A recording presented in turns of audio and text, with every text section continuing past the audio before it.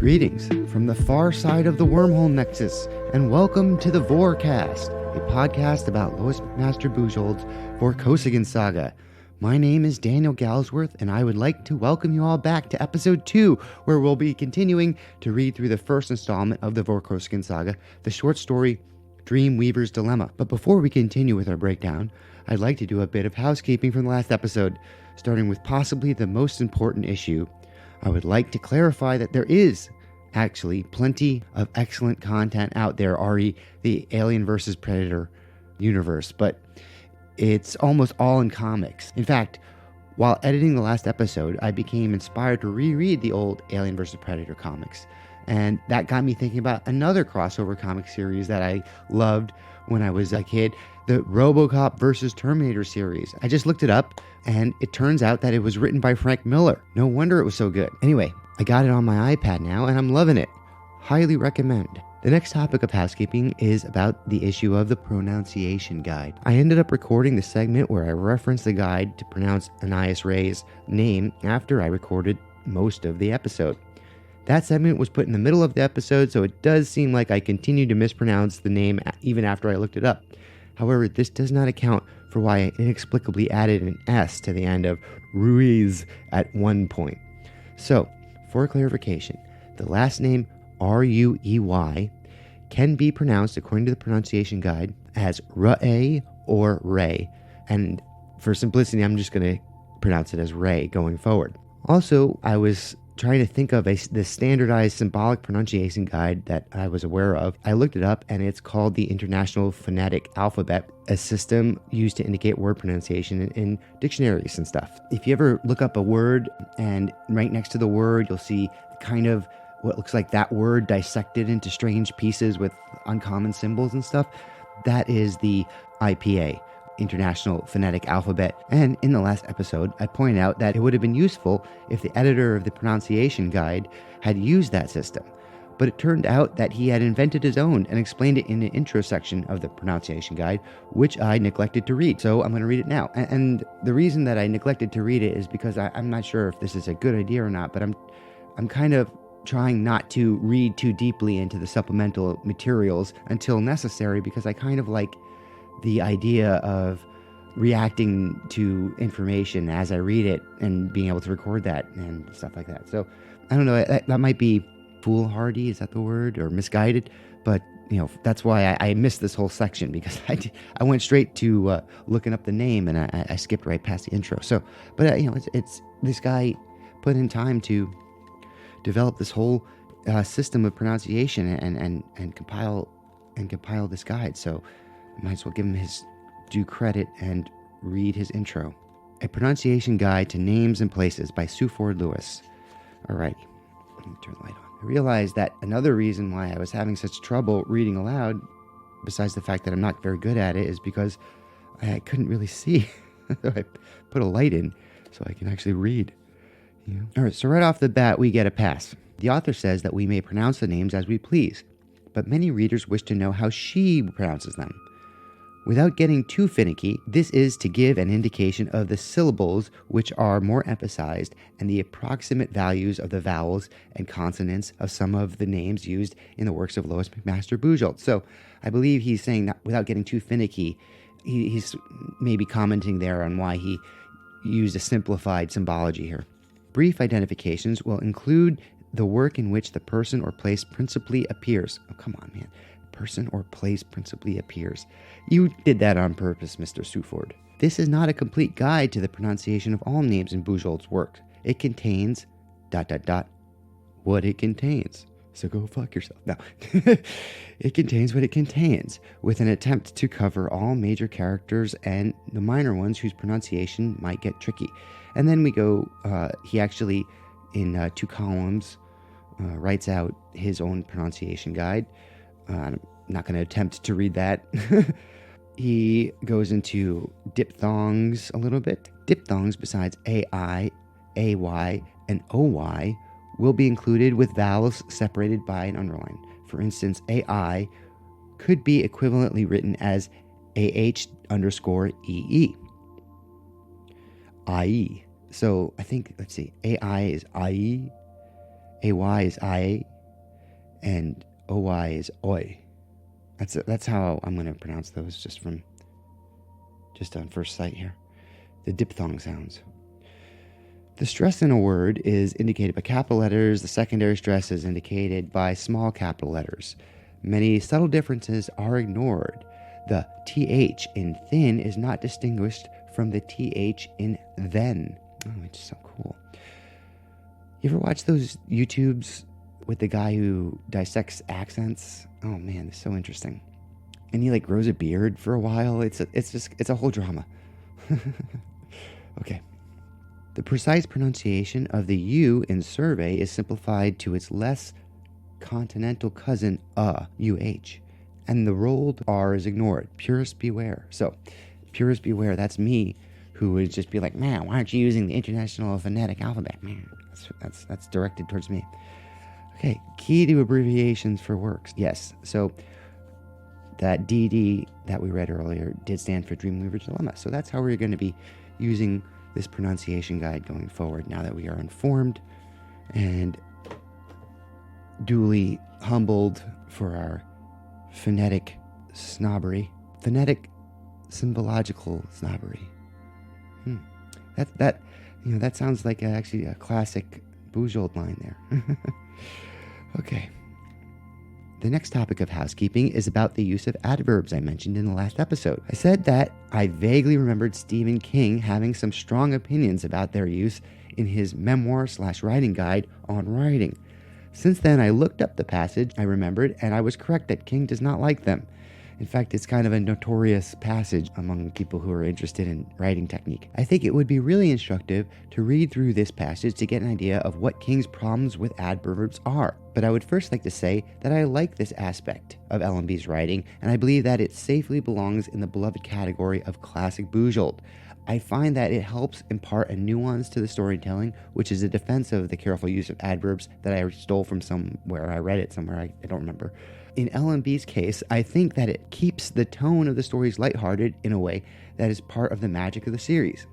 LMB writes about some of the darkest parts of human nature, but the stories never feel cynical or hopeless. If King says that using adverbs like this is a sign of an insecure or timid writer, then LMB's use of them is a perfect counterbalance to the moment when the reader is shocked by her sudden confidence to subvert expectations. The stakes seem deadly real, but unlike the world of Westeros, for example, the grimness of LMB's reality never seems insufferable or exhausting to the reader. So this comes from a kind of condensed version of Stephen King's thoughts on adverbs that I found on the internet. It's kind of just quotes from that section, but I think it gets all the main points across. Okay, so I'm just going to read through it. It's not too long. Adverbs are words that modify verbs, adjectives, or other adverbs. They're the ones that usually end in ly. Adverbs, like the passive voice, seem to have been created with the timid writer in mind. With adverbs, the writer usually tells us he or she is afraid, he or she isn't expressing himself or herself clearly, that he or she is not getting the point or the picture across. Consider the sentence, he closed the door firmly. It's by no means a terrible sentence, at least it's got an active verb going for it, but ask yourself if firmly really has to be there. You can argue that it expresses a degree of difference between he closed the door and he slammed the door, and you'll get no argument from me. But what about context? What about all the enlightening, not to say emotionally moving prose, which came before he closed the door firmly? Shouldn't this tell us how he closed the door? Or if the foregoing prose does tell us, isn't firmly an extra word? Isn't it redundant? Someone out there is now accusing me of being tiresome and anal retentive. I deny it. I believe the road to hell is paved with adverbs. Very funny. And I will shout it from the rooftop. Yeah, that's the famous quote from this section of the book. The road to hell is paved with adverbs. To put it another way, they're like dandelions. If you have one in your lawn, it looks pretty and unique. If you fail to root it out, however, you'll find 5 the next day, 50 the day after that. And then, my brothers and sisters, your lawn is totally, completely, and profligatedly covered with dandelions. Ha ha ha. So that was 3 adverbs in a row right there. Read it. By then you see them for the weeds they really are. But by then, it's gasp. too late. So yeah, you can see his writing style here. He's being a bit of a jerk, very overconfident, very kind of sarcastic and judgmental, honestly. But he has, he's talking with the same confidence of, say, like Michael Jordan.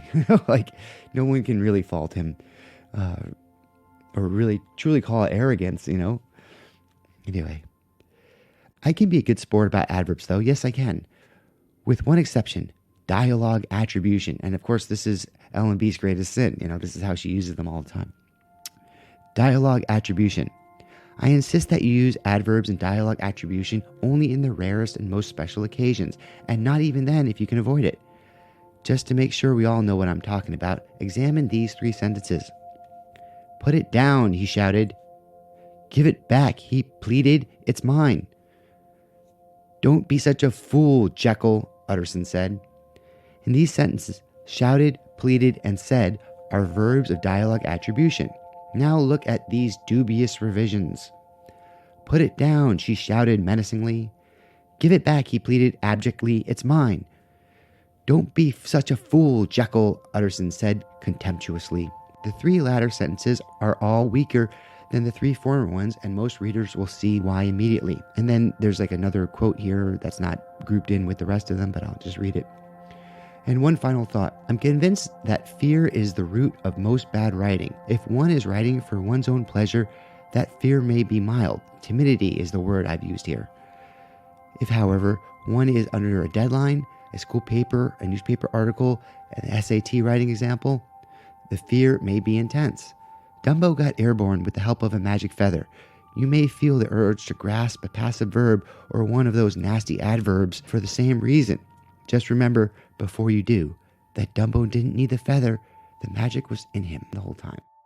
There we can see Stephen King does he make good points about, he definitely makes the point that he doesn't like the adverb, and he hates it in dialogue attribution, as he calls it. King does make a very good point when he argues that the emphasis or the modification to an action that the adverb does could be better used before the action as far as context. And we've talked about how preferable using context as a storytelling technique is to, say, like just having characters kind of awkwardly explaining things that they should already both know, kind of deal, So, context is king, and King is right to point that out. But the examples he gives, if you compare the 2 sentences, one does seem more concise, and that's typically what is wanted in writing. If you can say what you want in the fewest amount of words, it always seems better. It's good for pacing, it's good to keep the interest of your reader, and it's good to keep the attention. Well, is that the same thing as interest? Is interest and attention the same thing? Possibly. But it's just kind of one of these best practices, generalizations for good writing. And of course, rules are meant to be broken. The main point he makes is that it's a sign of a timid writer. And that's what makes me believe that LMB has the right to use them as much as she wants, because she is just constantly surprising you with the subject matter of her writing, and how maturely she handles topics that most people would never be willing to admit that there could possibly be like a moral gray area around certain topics.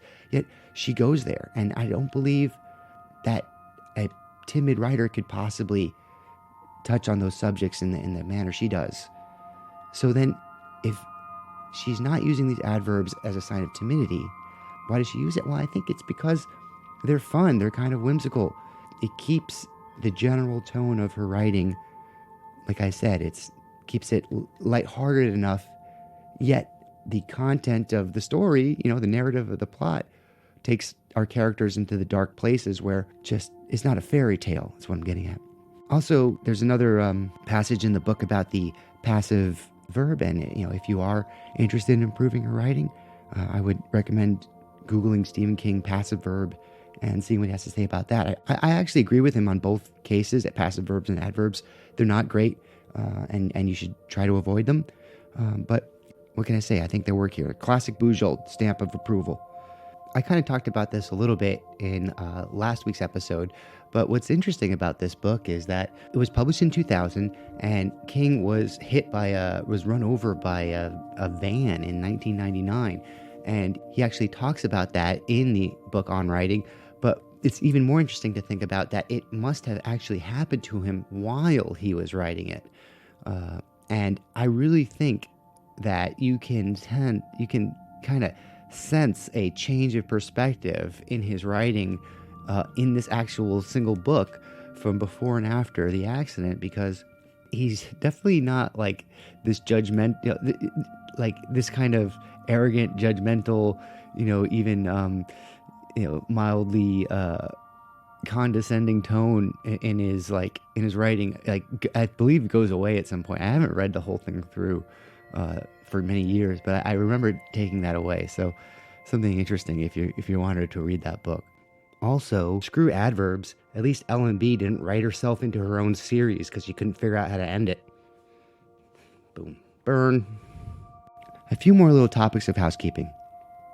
I want to clarify that I was not criticizing L&B for not anticipating email, but I was criticizing her for using contemporary nomenclature that tends to seem out of place in her carefully crafted settings. This is something she continues to do in her writing, and I will continue to point it out.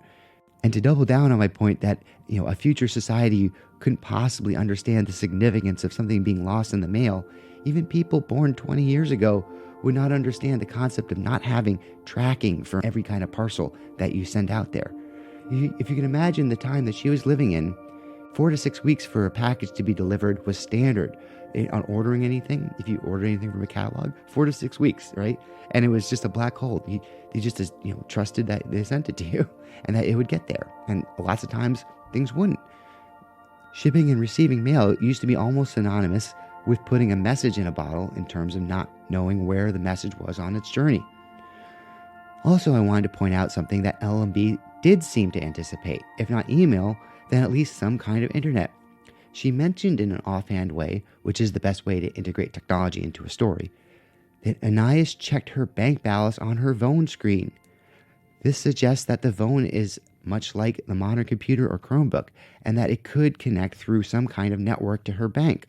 Once again, remember, this was written in 1982, so it's not like she was influenced by the potential that she saw from using the internet herself. I mean, in 1982, the people didn't have the internet in their houses, so I've looked up a little bit of history of the internet here, so we can kind of, and I'm going into detail because I just want to really paint the picture of the concepts that she was generating in the context of her time, and how much more impressive that makes it, because it's just it's called speculative fiction, and the best speculative fiction speculates well. What can you say? Okay, so I looked up this timeline for the development of the internet, and if you guys have never watched anything or read up on how that happened, you got to do it. It should be essential knowledge, really, the history of internet development. It's just because it makes so much sense. It's such an important part of modern society, or it is modern society. Okay, so this is from the timeline. This is just from the 80s segment of the timeline. Dave Farber of the University of Delaware reveals a project to build an inexpensive network using dial-up phone lines.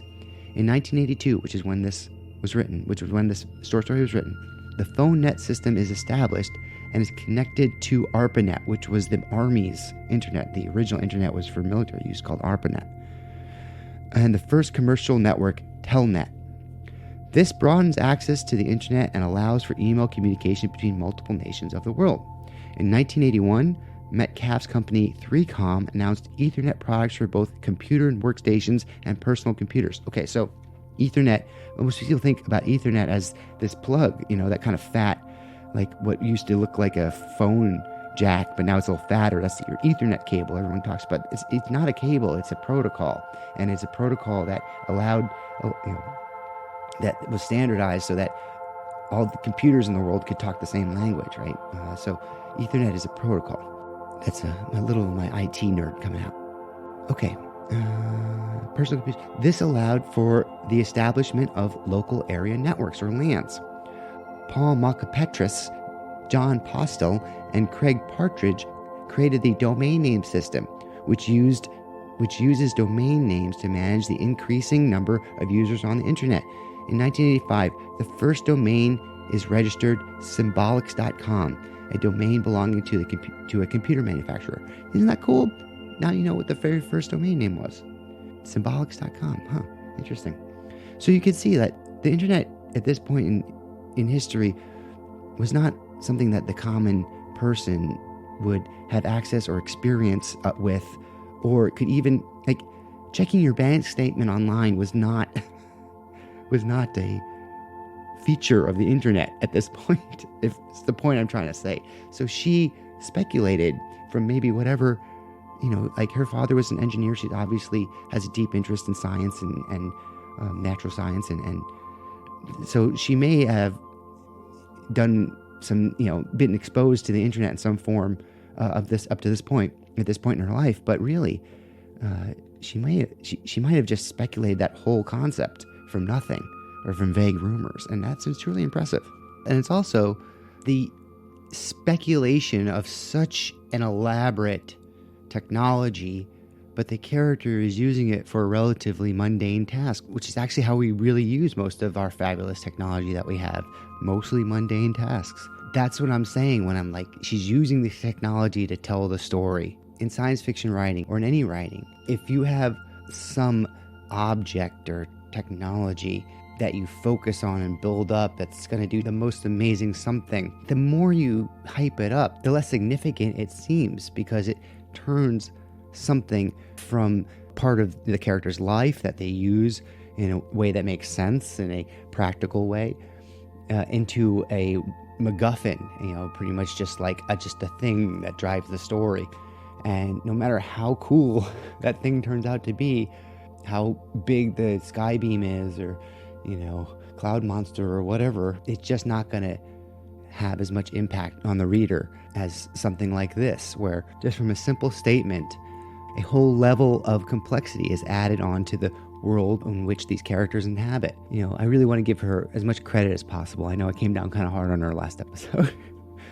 But this episode, I'll tell you what, she's going to get a lot of ass kissing. So I brought my knee pads, and I hope she did her vinyasas. Okay. Finally, I want to touch on the concept of implanting those nodes into Nias's brain so she can integrate with her dream synthesizer. I don't know how I forgot to point this out, but this kind of technology is being developed right now by Elon Musk's Neuralink. Not only is Neuralink developing this kind of brain integration technology, but they are simultaneously developing the cutting edge of automated precision surgery robots to implant the Neuralink connections. Okay, so then I went to their webpage and looked up some of their information. If you're not aware of Neuralink, I assume some people may not know about it or really understand what it's about. So just to kind of, once again, point out the way that LMB presents us with this future tech. It's part of the story. It's not part of the spectacle. If you guys are interested in another book about writing, it's a little older than Stephen King's Aristotle's Poetics, a couple thousand years old, in which he says very clearly and multiple times how the importance of the plot over the spectacle, how that no amount of spectacle can save a bad story. I don't think he uses the word plot, he uses something else. But even back then, they understood that story is all. And so LMB uses the technology as storytelling devices. The world that is implied by this kind of surgery, okay, this kind of casual brain surgery, it's compelling. And it's not even that improbable, because right now we have Neuralink, and here's what Neuralink does. Okay, so this is from the Neuralink website. A direct link between the brain and everyday technology. So pretty much describing Anias's link with her dream synthesizer, not necessarily everyday technology, but the initial goal of our technology will be to help people with paralysis to regain independence through the control of computers and mobile devices. Our devices are designed to give people the ability to communicate more easily via text and speech synthesis, to follow their curiosity on the web, or to express their creativity through photography, art, or writing apps. The future of Neuralink engineering. The link is a starting point for a new kind of brain interface. As our technology develops, we will be able to increase the channels of communication with the brain, accessing more brain areas and new kind of neural information. This technology has the potential to treat a wide range of neurological disorders, to restore sensory and movement function, and eventually to expand how we interact with each other, with the world, with ourselves. And I think that's the sentence where dreamweaving would fall. What will the link do? We will design the link to connect to thousands of neurons in the brain. It will be able to record the activities of these neurons, process these signals in real time, and send the information to the link. As a first application of this technology, we plan to help people with quadriplegia by giving them the ability to control computers and mobile devices directly with their brains. We would start by recording neural activity in the brain's movement areas. As users think about moving their arms and hands, we would decode those intentions, which would be sent over Bluetooth to the user's computer. The users would initially learn to control a virtual mouse. Later, as users get even more practice and our adaptive decoding algorithms continue to improve, we expect that users will be able to control multiple devices, including a keyboard or a game controller. How freaking cool that at this moment we can witness. Now this is, all right, that's the end of the quote there. So that's from Neuralink. So this is back to me. How freaking cool that at this moment we can witness the early steps towards realizing this sci-fi technology from the story. Okay, so now we will get back to our story. What do you think of all that?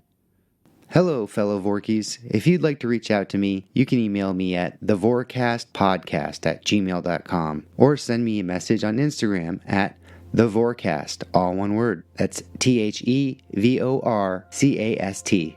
Please rate, review, like, follow, and or subscribe to the Vorkast on whatever podcast platform you use. Thanks, and always remember, forward momentum!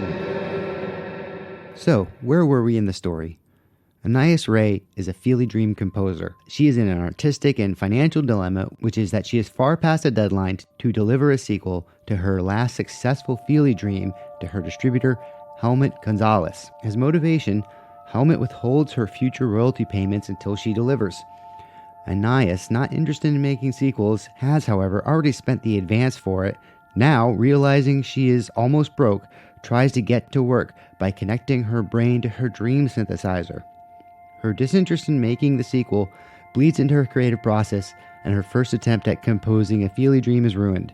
At this point, she receives a phone call from the dubious-looking Rudolph Kinsey, who begins the conversation by offering Anais a solution to her financial problems in the form of a matter of business. Okay, so we're going to pick it up a few lines before there, and please forgive the street noise. We're down amongst the people here on the Vorkast, and if we don't record it now, it ain't gonna get recorded. So the phone chimed. Reprieved, she answered it.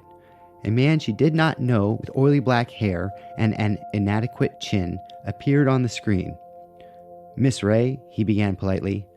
My name is Rudolph Kinsey. I wonder if I may make an appointment to speak with you on a matter of business. You're speaking now, Anais pointed out.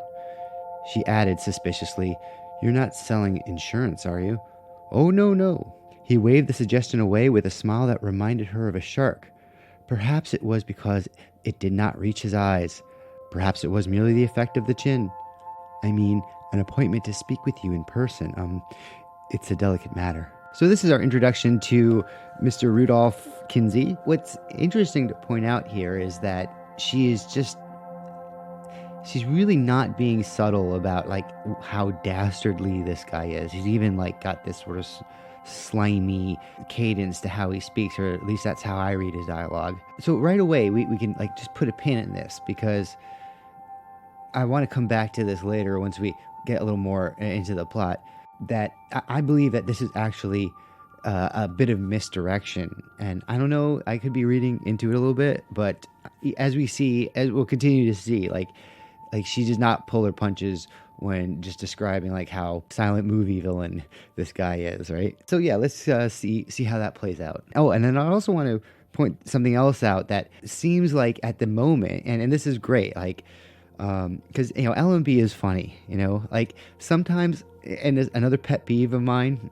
And of course, I think that she falls victim to this as much as anybody. But like what if you really want to like kill your writing, have everyone find something like hilarious that is actually not funny, right? And if you have like a funny character or a character that you're writing that, or you're ever reading a character that's supposed to be funny, and it's like, hey, and then of course the writer might do something like, hey, this is my friend, he's so funny, and then anytime the author tries to do something with this character that is funny, it just falls flat, yet the other characters have to react as if it's hilarious, right? I mean, maybe I'm getting too specific here, but this is a thing. This is a trope, or not a trope, but this is definitely a pitfall.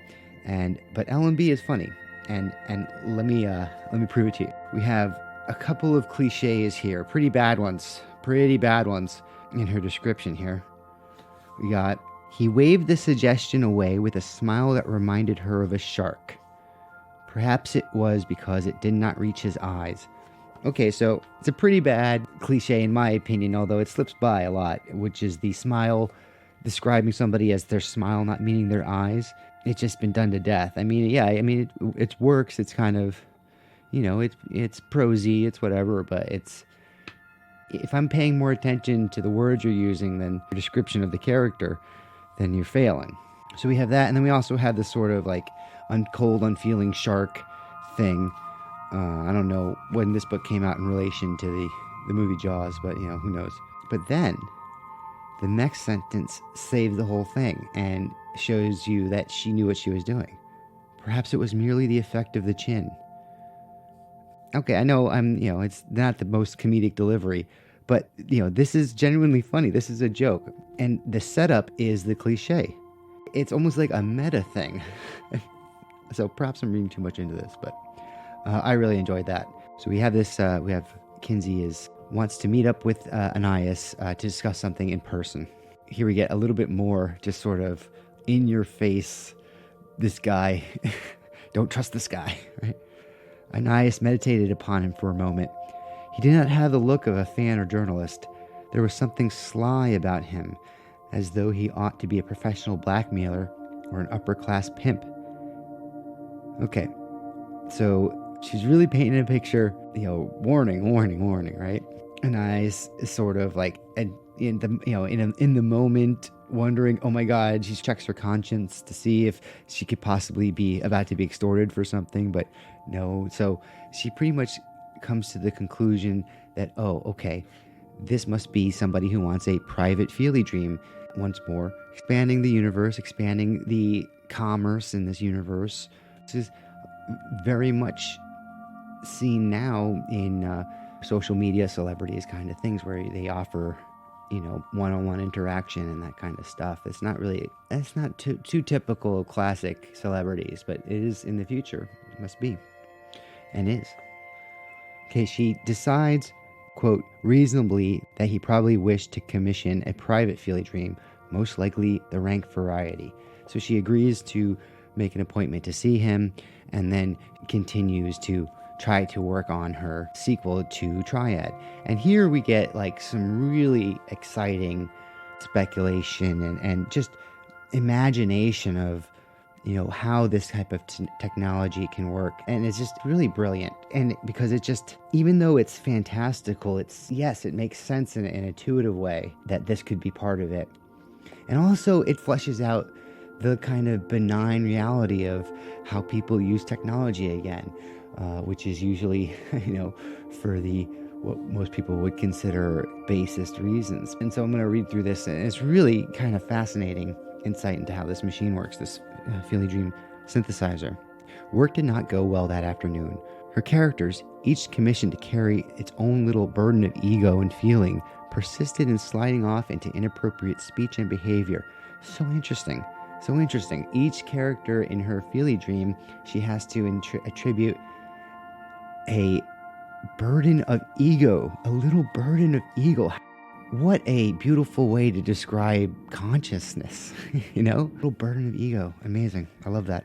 And that, because that she's sort of it gives this consciousness, this burden of ego to their characters. If she doesn't pay attention, they can wander off and go on their own, agenda. It's fucking great.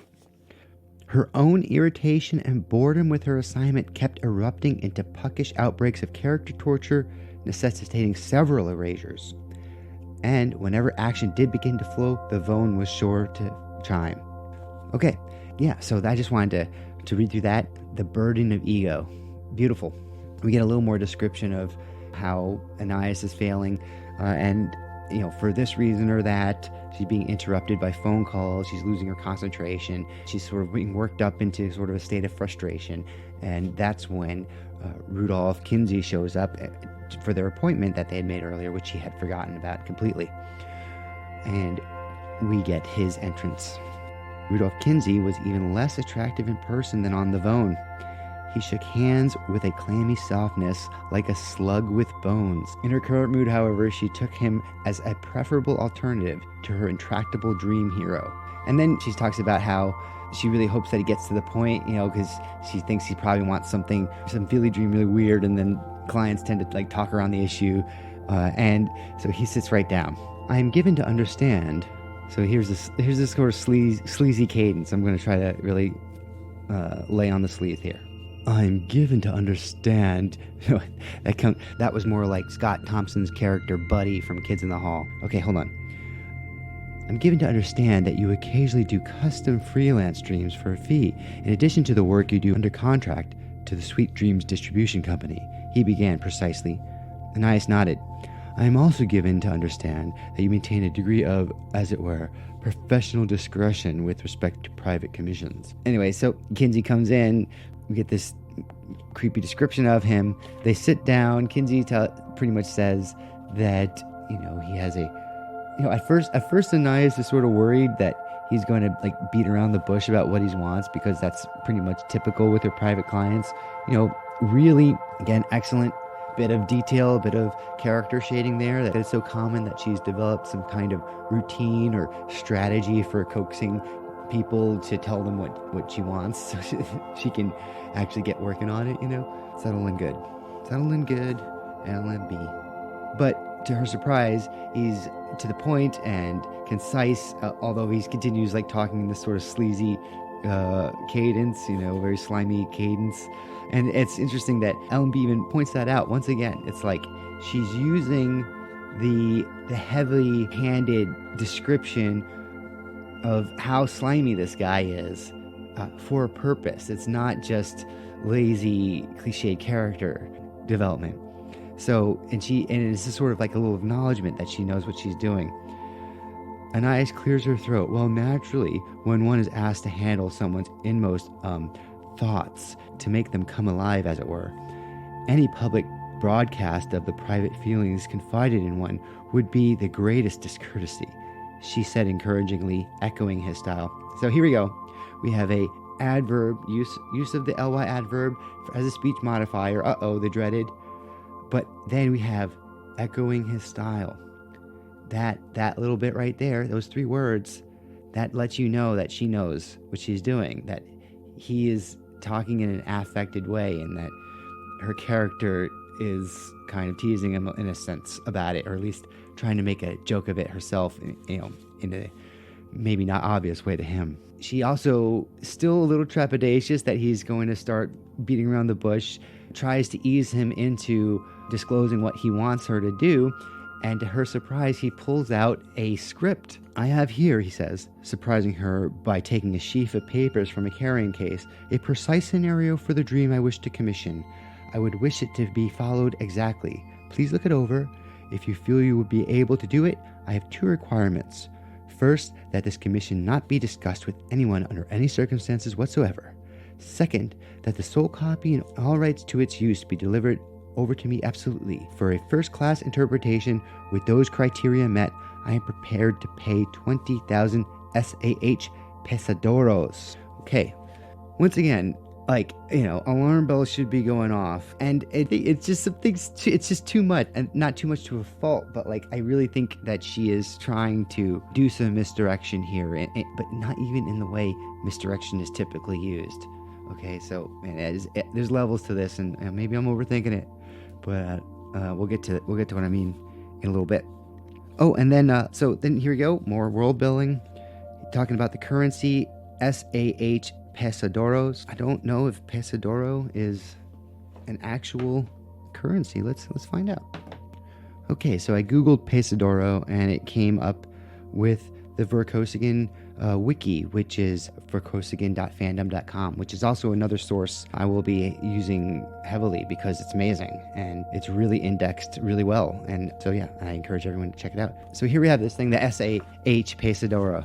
What is SAH? Well, let's try to figure it out. I like playing a game about figuring out acronyms. So we know we're in Rio. Okay, so let's say South American. That makes sense, right? And then H. Well, usually I find in sci-fi stories, the writers are fond of using the word hegemony to describe government. So I would guess it is the South American hegemony pesadoro. But how would we know? Well, I guess we could follow that link to the Wikipedia page, but what I've also done is used my reference material, which I paid for, which is in the form of the Vorkosigan Companion, and contained within the Vorkosigan Companion is the Vorkosigan Saga Concordance. And what is that? What is a concordance in this context?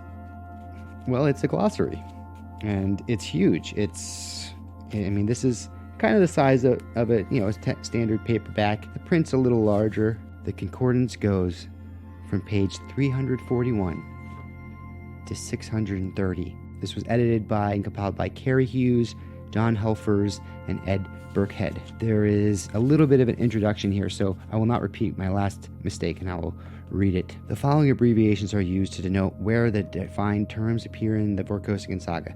Okay, so we don't have to go through that, but that's just, the example for Dreamweaver's Dilemma, it would be DD. Then we have another short little paragraph here. Terms are listed alphabetically without regard to punctuation. Although we have tried to make this concordance as complete as possible, please note that Lois's novels cover more than 1,000 years of future history. The writers and editors are all too aware that mistakes are inevitable in such a mammoth work. Comments, questions, and suggestions, or additions, or corrections may be sent to the following address. Okay, well, I guess I'll read it out here as well. John Helfers, Helfers, care of Bain Books Enterprises, 500 Wait Ave, Wait Ave, number 6, Wake Forest, North Carolina, 27587. Okay. Oh, cool. And in our concordance, here we go to the S's and an SAH pesadoro, a South American monetary unit. Okay, and then, there's the explanation. There's a little spoiler here, but it pretty much just says that it's the currency offered to Anais Ruiz for her Feely Dream. And so interesting, though, it does not say what the H stands for there. Huh. I'm going to assume it's hegemony. Hey, let's just for fun, let's go follow the link to the pesadoro and vorkosigan.fan.com Wikipedia. Okay. Interesting. Wow. Oh, man. Okay. Here we go. The SAH pesadoro was a unit of currency on old Earth, approximately 600 years before the main character. I'm not gonna spoil. I'm trying not to spoil things. But before the main storyline. So the spoiler I will say is that these first few books that we're going to be reading are not directly related to the main storyline of the series, but they are technically in the canon in the universe, and so we're going to cover them. And this is also probably can be backed up from the timeline that exists both in the Dreamweaver's Dilemma compilation and the Vorkosigan Companion, approximately 600 years before the main storyline. The only estimates of its worth come from knowing that a generous single-use commission for a Feely Dream from a noted composer of such was 20,000 pesadoros, and that the commission of a more spoilers. Nope, I'm not gonna. Oh, okay, all right, okay. So we'll come back. Well, we don't really necessarily need to come back. It's really not useful to know what the estimated current value of a pesadora is. Once again, just a subtle and also believable and probable piece of world building, in the sense that if in fact that H stood for hegemony, that would mean that this modern society is a coalition of nations of the entire South American continent, which, is kind of interesting speculation. Could be, possibly. Back to the book. Jaku says, back to the book. So Kinsey hands over the paper to Anais. Anais is internally freaking out because apparently that is 20,000 pesadoros is a significant sum of money.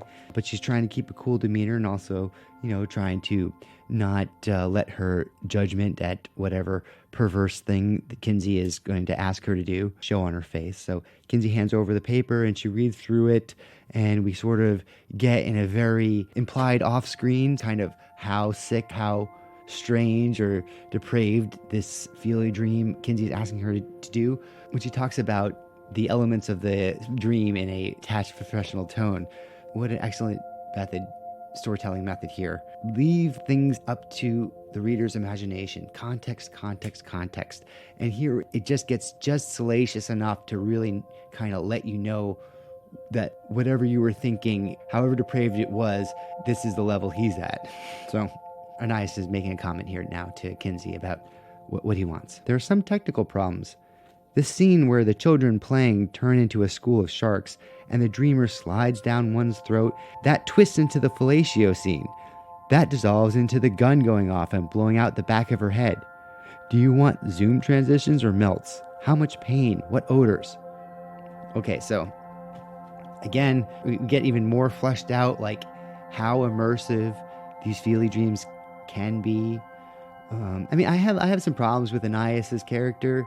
It's not her. I don't believe it's L&B's strongest character. She's not really that relatable because she seems to have everything she wants from the start of the story, explicitly saying that she has everything that she wants, and yet she is sort of in a mess of her own creation. So it's not even like she's being persecuted from the outside. It just really seems, it's hard to feel sympathy for her, So, and from that point of view, it's like the story it starts off a little rough. The main character seems like not a very, like, why would I care about this person? Like she's an artist living off of her art rather successfully. She is able to afford a nice apartment.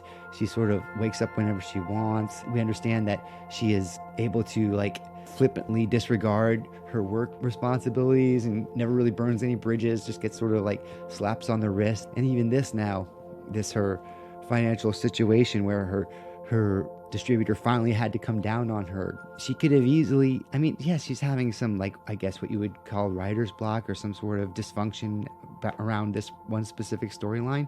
But then she's just so eager to try to do something else just to make that money up. It's a little frustrating as a reader. She's just like, come on, get it together, But it's stuff like this where you can see kind of like the artist and be like, oh, what does he have to be depressed about?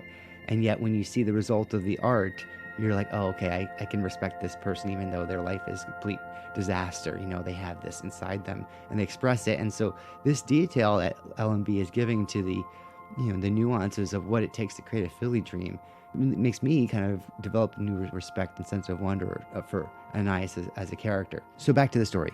After she finishes reading the script, Anais kind of comments that it doesn't really resolve very well. Kinsey's like, well, just want it exactly the way it is. And they make an agreement not to tell anybody. He really did not want anyone else to know that this dream got made and who it was for and anything about it. Once again, she's like, okay, how can I contact you? It'll be about 2 weeks. How can I? And she's like, oh, you can't contact me. It's a lot, but I'll just show back up in 2 weeks, It's just so sus. It's so sus. Is that slang still in use? And they make an agreement that he'll come back in 2 weeks and then he leaves.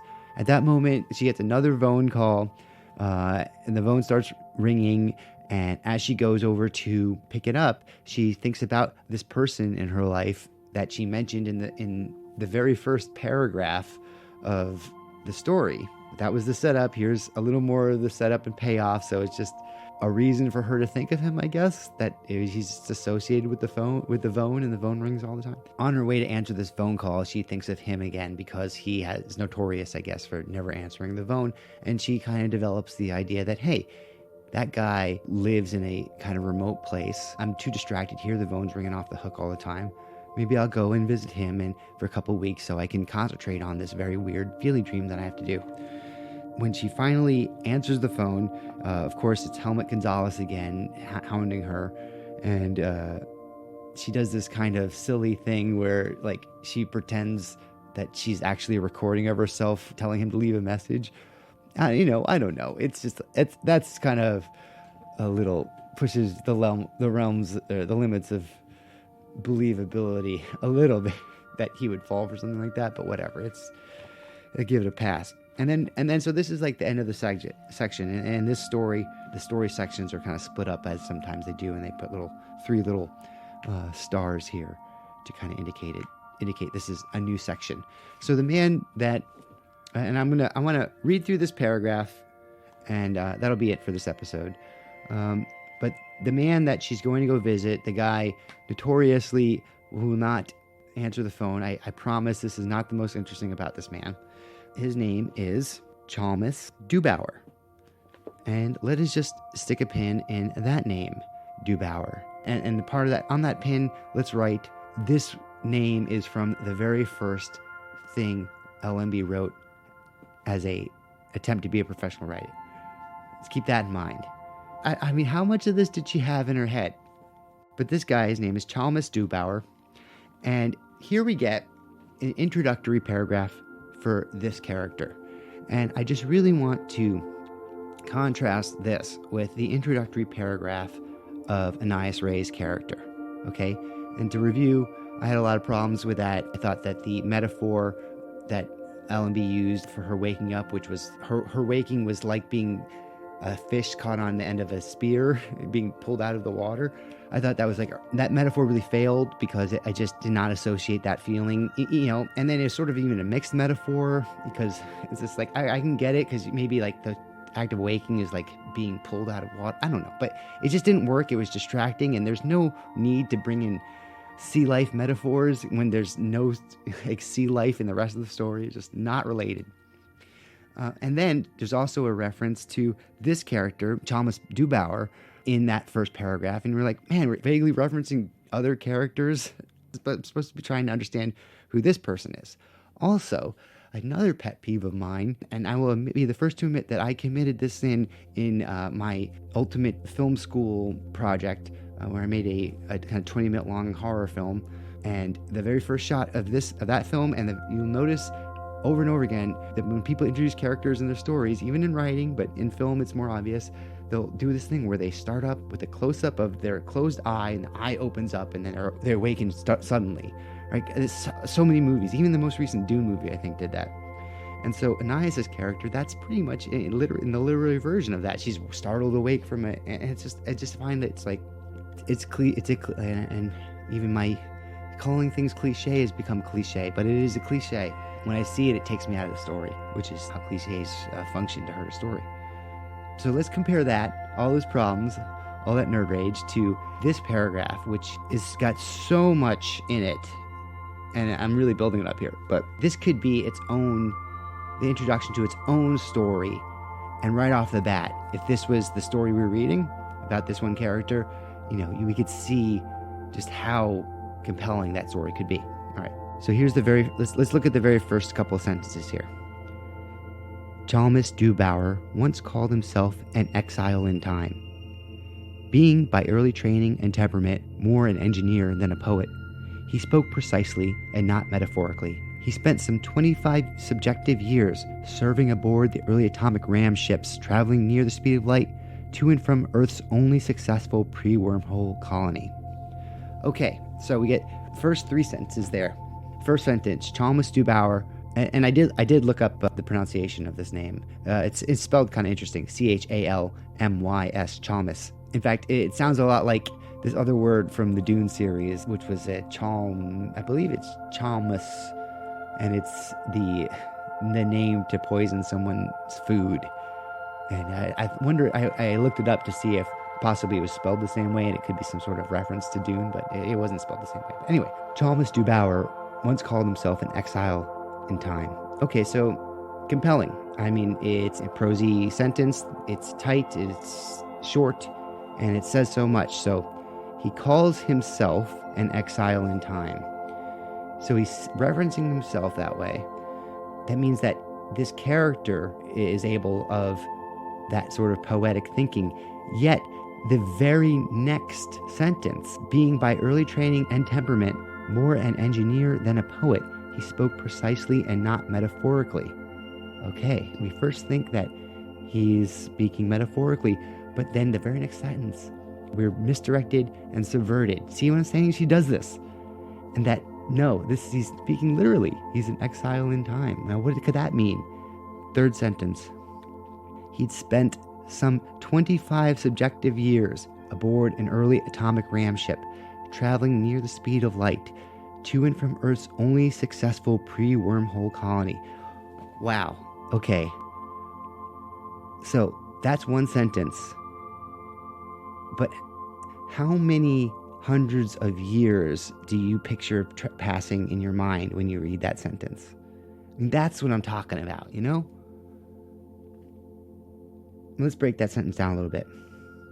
He spent some 25 subjective years serving aboard an early atomic ram ship, traveling near the speed of light. So she's assuming that we have some understanding of time dilation as sci-fi fans, and you should. So she's assuming that we have some understanding of that when she says 25 subjective years. Okay. That means that she's indicating there's a difference between the years that he lived, the 25 years, and some other year. And then confirming that by saying that he was aboard these early near light speed vessels. Okay, so we have character development that lends a serious amount of intrigue to this guy who, God knows, because depending on how close to light, speed of light, he was traveling, and we have no context, frame of reference to what time the period this is taking place relative to, modern times.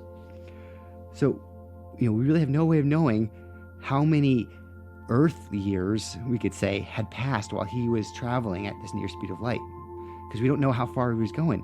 And then we get the last part of the sentence, to and from Earth's only successful pre-wormhole colony. So now we understand he was traveling these distance because he was doing some sort of maybe trade route or supply missions or something having to do with another world colony. So now that whole concept has been introduced into this universe, that there are colonized worlds, but not just that it's only successful one, meaning implying that there were others that failed. And what were those stories?